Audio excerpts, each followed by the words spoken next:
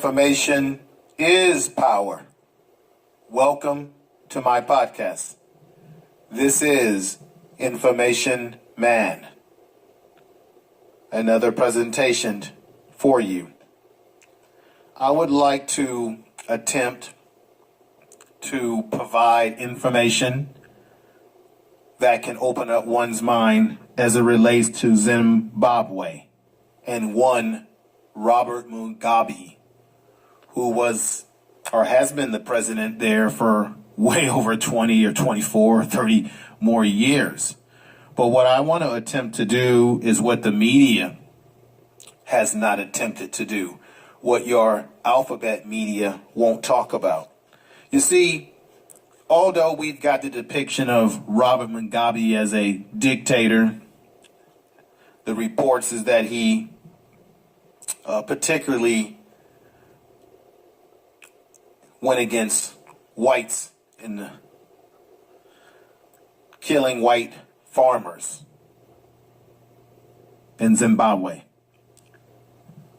He started out as being what you would call a lapdog for the European Empire, but decided through uproar, pressure, and the desire of his people to take back that which was theirs, their land, which is where we find ourselves today with Mr. Robert Mugabe, why he's out of power, out of leadership there. Now, don't be fooled by the media and the depiction of those Africans that you saw cheering and being glad that he was out of power, because behind the corner is this system called economic hitman. And Europeans, along with American powers, British powers, European powers, they do everything they can to distract, manipulate, and take away the power and destroy an underdeveloped Africa, only to use its resources for empires. Now, I want to play for you an audio that gives you a little bit of history, a little taste, and I want to play it for you, and here it is.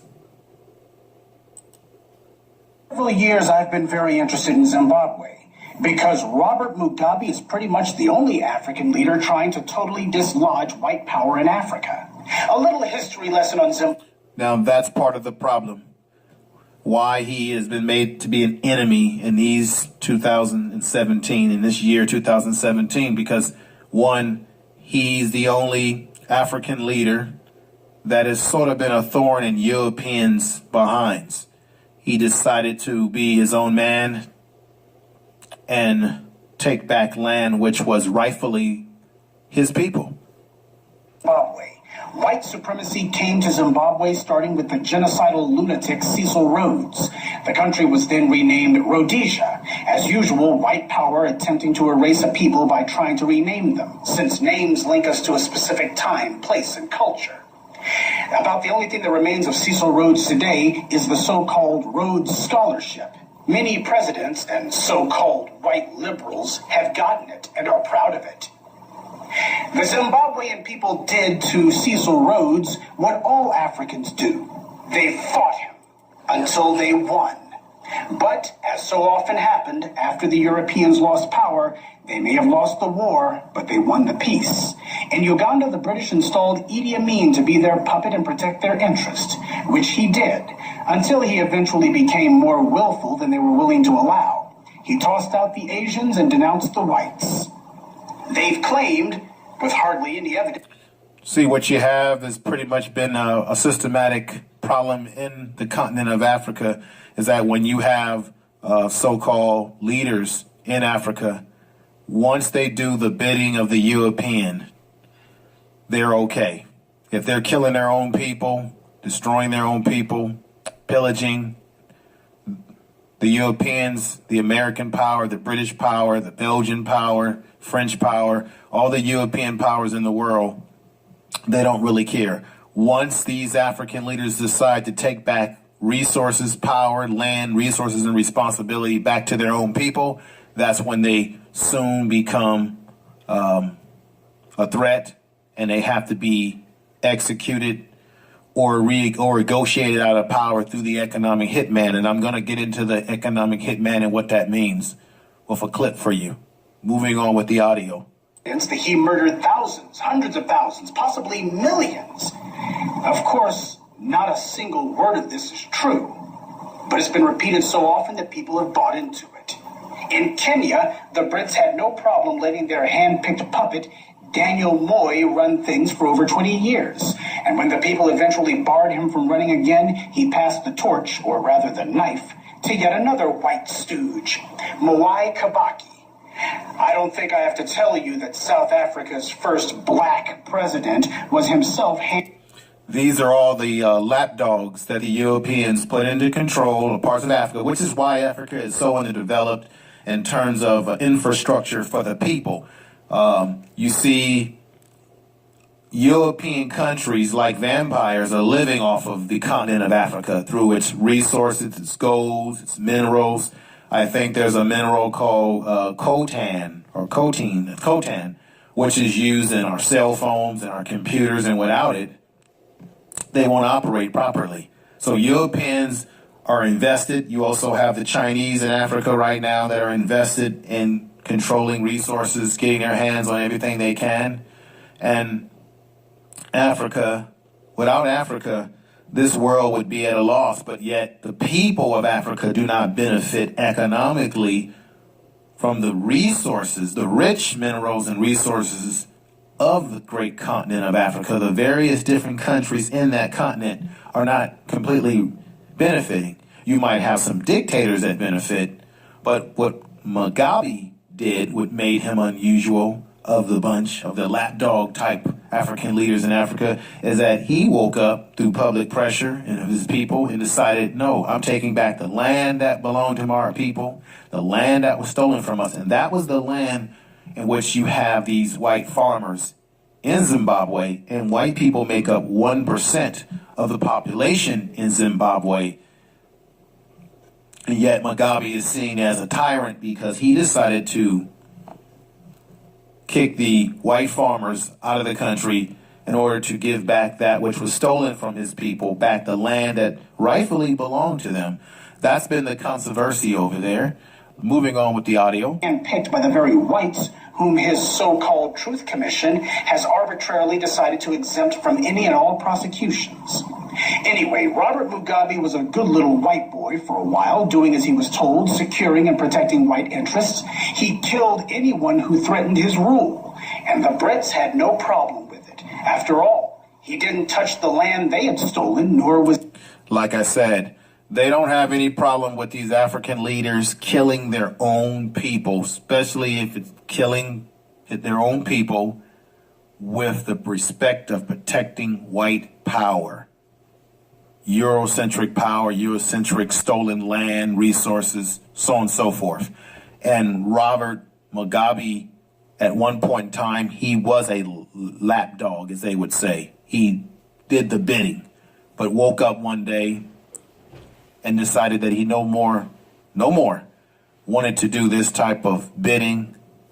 And that's when he became a problem. He interfering with their stealing Zimbabwe's minerals. They loved Mugabe back then.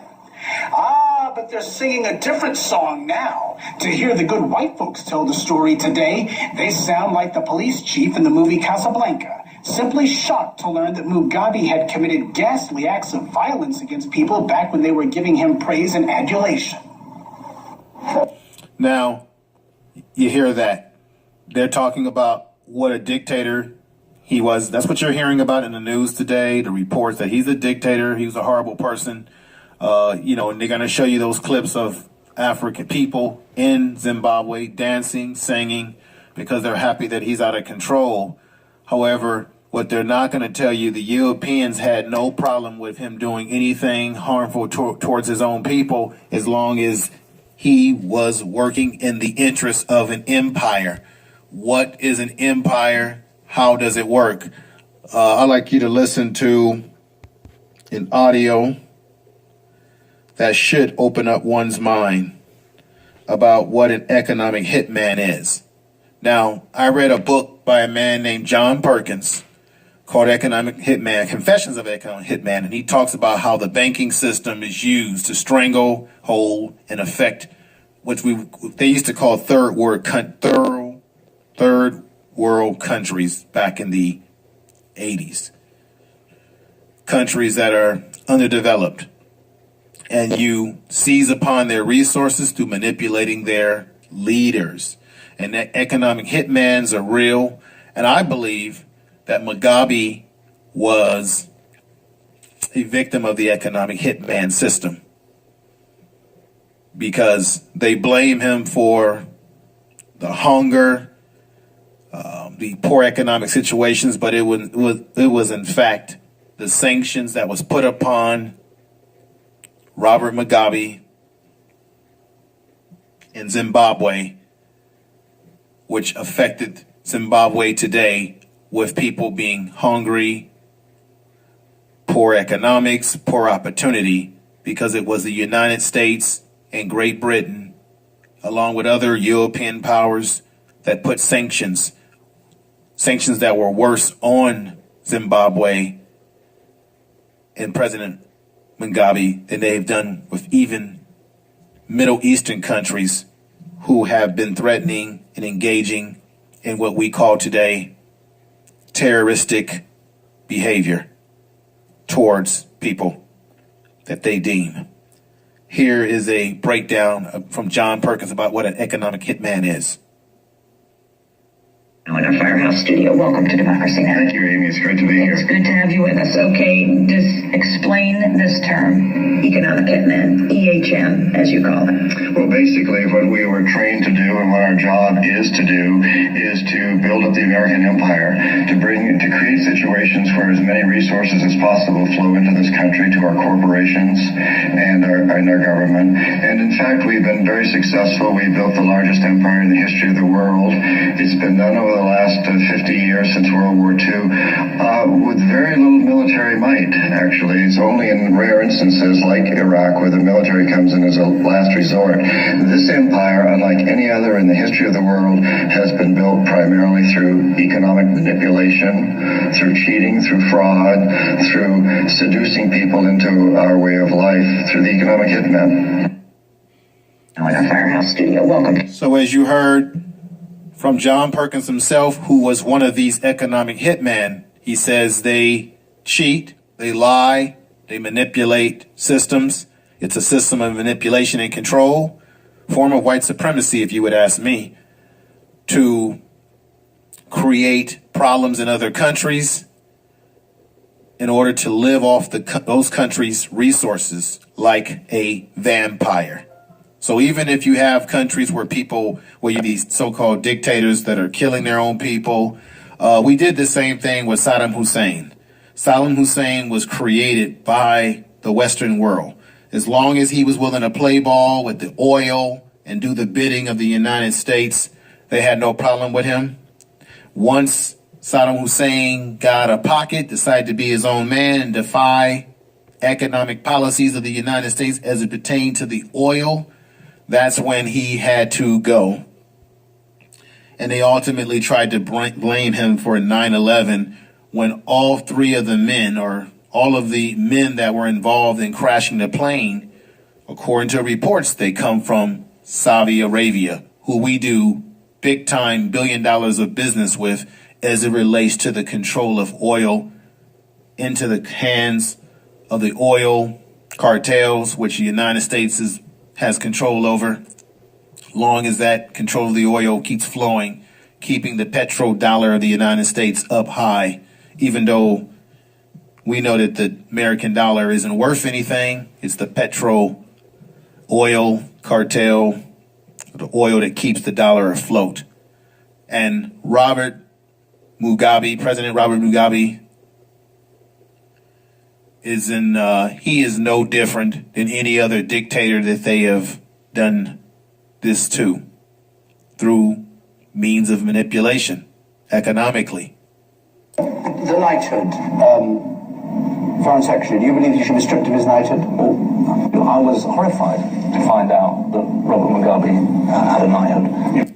So Robert Mugabe was doing so much cooning and buck dancing for the white power structure that at one time he went to Great Britain and they gave him a knighthood. And what you heard on there were British individuals on a show saying how appalled that they were by the fact of finding out that Robert Mugabe was given a knighthood. And the reason why he was given that knighthood is because he was doing the bidding of those in power in the European world. Once he got out of pocket, decided to do for his people, now the Negro, the African Negro that they gave a knighthood to, he's our worst nightmare. How the hell did he get this knighthood? So I'm going to go into another audio to remind you. This is Barack Obama. If you're listening to information, man, keep listening and subscribe. I'm going to go into this other audio about Mugabe, going further into trying to put out information that can open up one's mind, because you're not going to get this from your CNN, your MSNBC, ABC, and even I'm finding out that even BBC News in Great Britain, they're like all the rest, corporate controlled, and they manipulate information. Here we go. If Mugabe was a loyal wannabe white boy, what changed? Under immense pressure from the African people, he eventually became dissatisfied with being the whites' lackey and decided to start taking back his people's land. This is where the British and the Americans declared war on him. The main cheerleaders against Mugabe has been the BBC, the British news outlet through whom the world has gotten its news about Zimbabwe for the last 30 years. They've accused him of everything but the Jewish Holocaust. Until Mugabe started reclaiming the land, that same BBC wrote nothing but glowing reports about him for over 25 years. But the instant he started taking back the land, they've had nothing but scorn. In order to make it clear how evil Mugabe is, the white media decided to manufacture a hero in their little drama. They chose the MDC, the so-called Movement for Democratic Change. Now I'm going to stop it right there. As you heard what he said, the minute he began to take back the land which belonged to his people, that was the minute that Mugabe became enemy number one to the European world and the powers that be. Great Britain, United States got involved, trying to create sanctions. And as I said earlier in the audio, the United States, with the help of your George Walker Bush Jr., they put heavier sanctions on Mugabe than what they did to terrorists that they knew in the world who have come into this country, such as the President Mugabe of Iran. He came into this country, spoke at universities, whereas Mugabe, he can't come to the United States. He was banned. Why? Because he went against the system, the economic hitman system of the European empire, and particularly the United States empire, which is why they've made an enemy out of him. And you today will see Mugabe as a bad guy because you've only been told one story, and that is he has starved and economically deprived his people, when in fact it was the sanctions put upon him by Great Britain and the United States, which is why the country of Zimbabwe struggles in the way it does today economically. It's a byproduct of Eurocentric or Euro-powered, white power dominant world that we live in that has oppressed as a continent for centuries now. The MDC was started in the late 1990s, back when Mugabe was still carrying water for the whites. The MDC didn't want whites out of power. They just wanted the money the whites had been giving to Mugabe to be given to them instead. The whites at first ignored the MDC, and the MDC couldn't get their candidates elected dog catcher. They had no money and no media support. But when Mugabe started reclaiming the land for his people, all of a sudden the whites started pumping cash into the MDC like crazy. The BBC decided these guys would be presented to the world as heroes fighting against an evil dictator.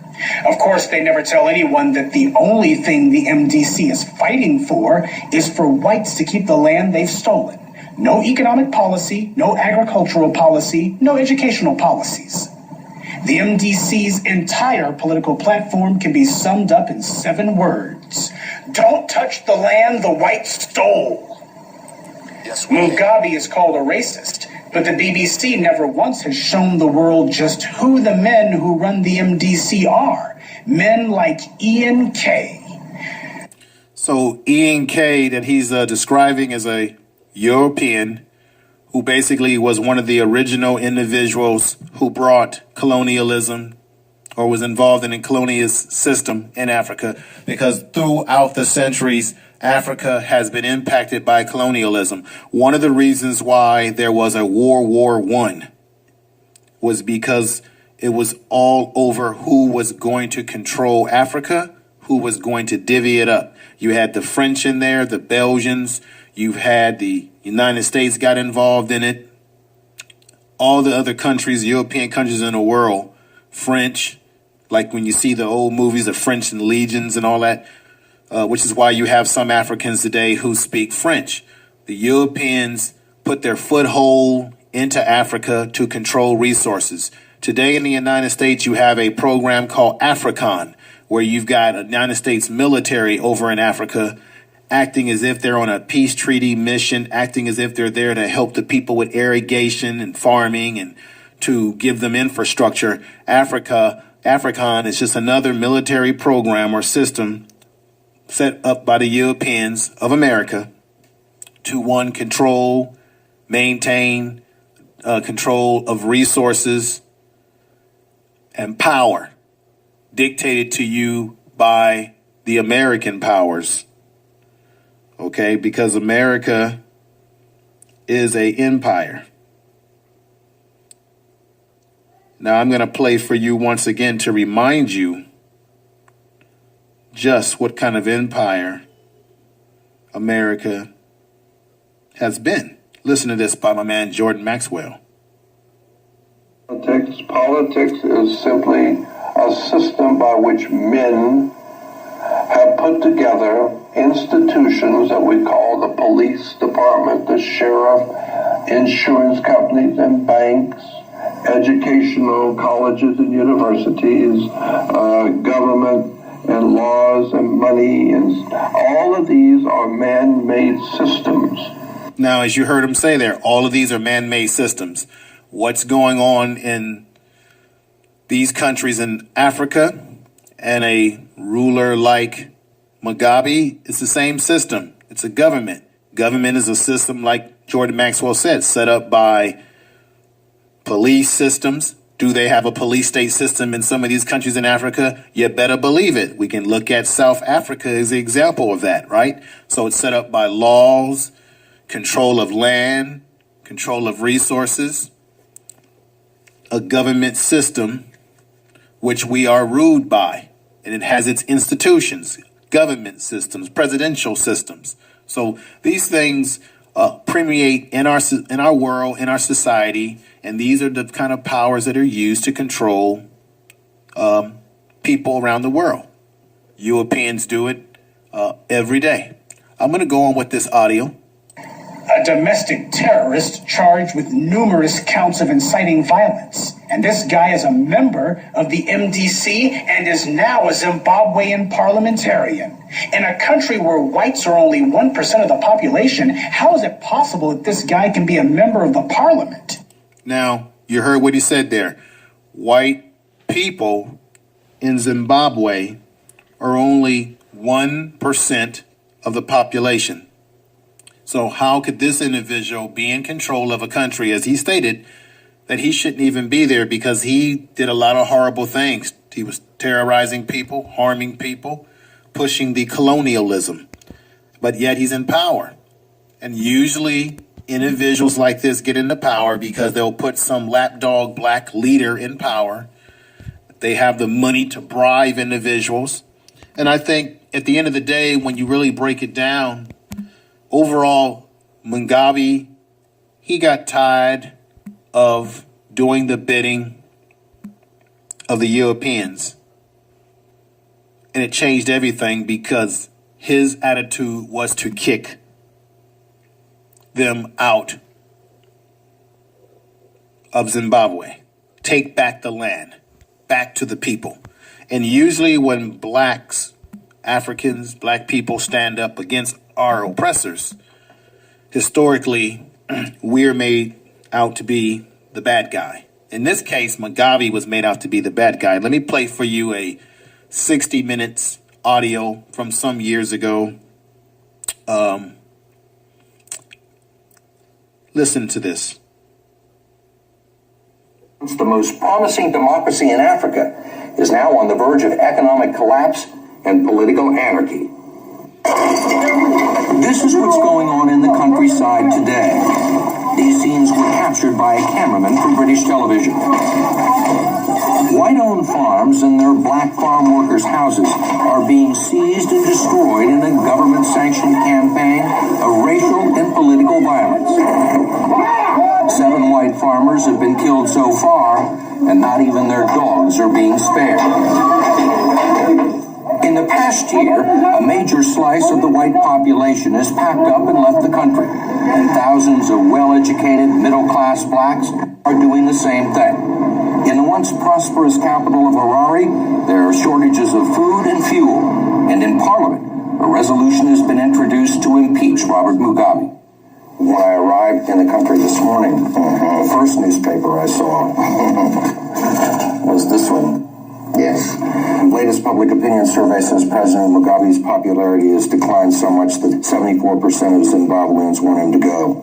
What is your reaction to this? Nonsense, of course. Absolute nonsense. The farmer is the most racist of the white citizens in the country, and the white farmer has been the crudest of the whites in this country, the most backward in terms of the enlightenment and education.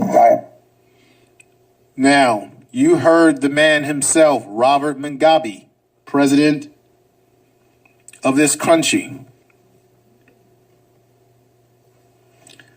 He told it. He said that the white farmers in Zimbabwe, because he is the president, or he was the president of Zimbabwe, he said it himself, that the white farmers in Zimbabwe are the racist, the most uneducated, according to him, and a lot of the citizens in Zimbabwe got tired of the treatment, tired of being marginalized, because in the world, we underestimate, undervalue, and marginalize black people in America, black people in Africa, and black people throughout the diaspora of the world. We underestimate, undervalue, and marginalize. That's a system of white supremacy. This is Barack Obama. If you're listening to Information Man, keep listening and subscribe. I'm going to go on with the audio. Because he's one of the racist white thugs who was running the place during colonialism. He's used the money he stole to engineer a place for himself in the government of a country he shouldn't even be in. Now he's talking about that European who shouldn't even be in the country, who was one of the ones killing and terrorizing people originally, using colonialism, who got himself a seat in parliament in this country of Zimbabwe. Unbelievable. Idiots like Morgan Chirangi are only puppets. It's bastards like Kay who actually run the MDC. Chirangi does what they say. But back to the whites' PR war against Mugabe last year. Now let me play a audio that will definitely open up one's mind. Here we go. During the land reclamation. Neither the BBC nor any other part of the white media has told this story, but you're about to hear it now. They instead talk about Zimbabwe's economic woes, and they always talk about the economic woes of Zimbabwe. However, they don't talk about the fact that it was the power of Great Britain, America, European powers that suppressed their economics, which is why Zimbabwe is in a condition that it is. They want to blame it on Robert Mugabe, but yet and wash their hands of their involvement and why this country in Africa, Zimbabwe, struggles as it does. It was the economic sanctions that Robert Mugabe was dealing with. About the whites being forced off the land they stole. Check it out for yourself. Whenever Zimbabwe is mentioned, without exception, the article or news broadcast will talk about supersonic inflation and then immediately talk about the poor, downtrodden whites who the mean old Mugabe is pushing off the land. This is done in order to create a false association in your mind between Zimbabwe's economic problems and whites being evicted from the land they stole. Even though Zimbabwe's problems are not at all related to the land reclamation program, rather the freezing of credit, financial assistance, and assets carried out by the U.S. on the behalf of Britain.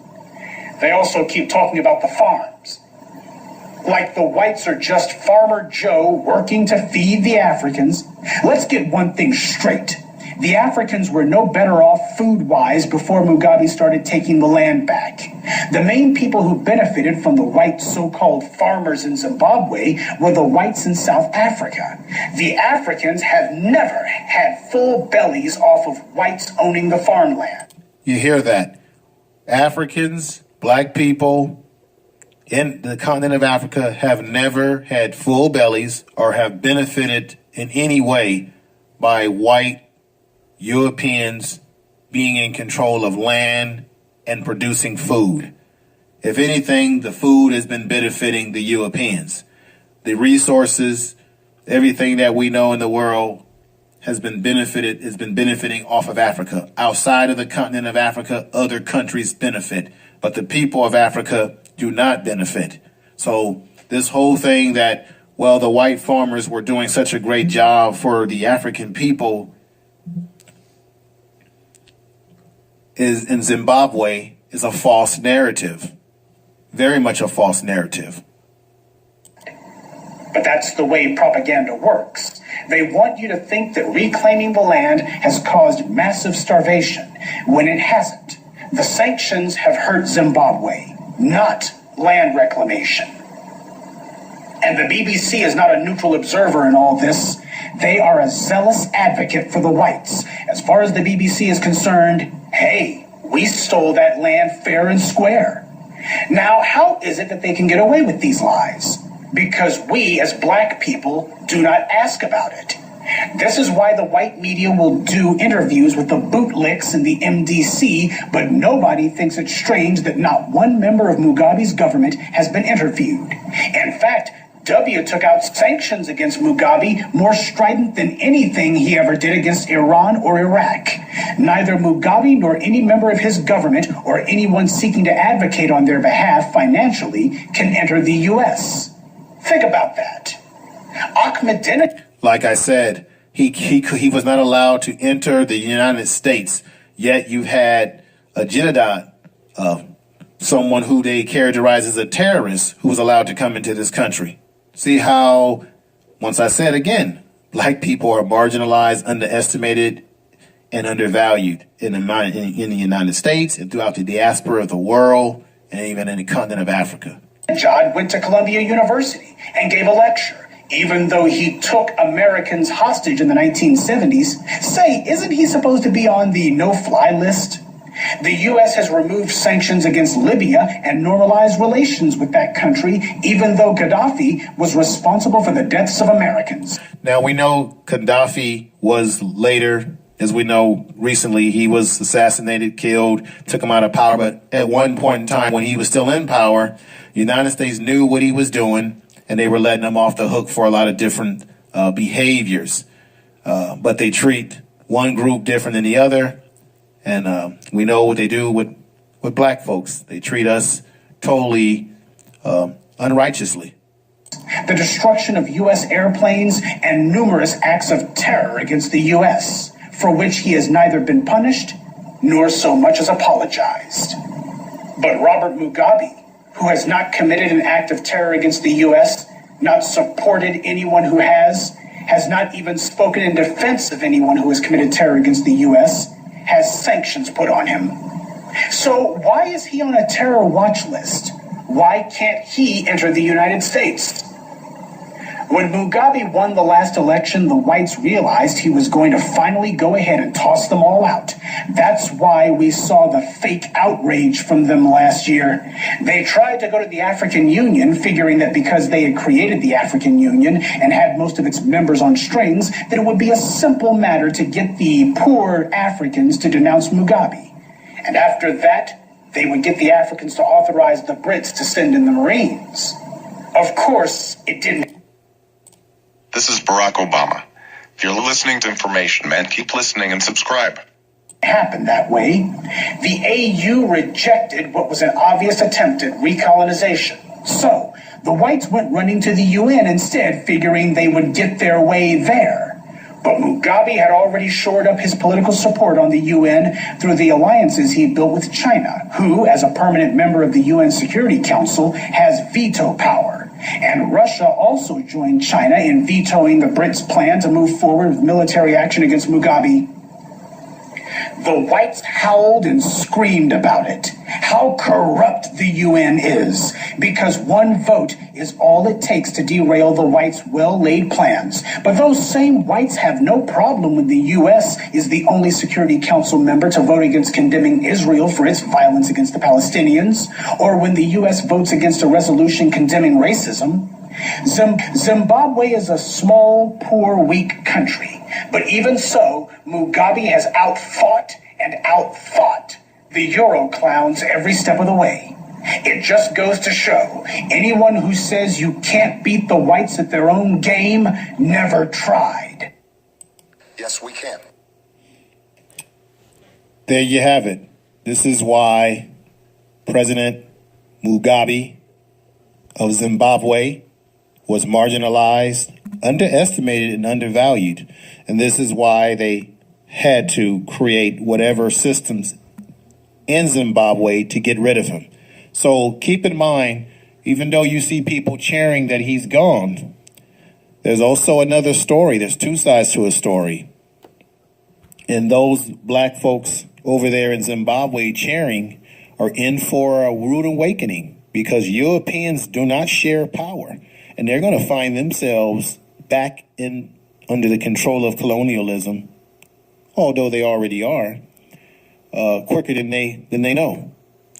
I'm not here to say that Robert Mugabe was a perfect man, even the right man.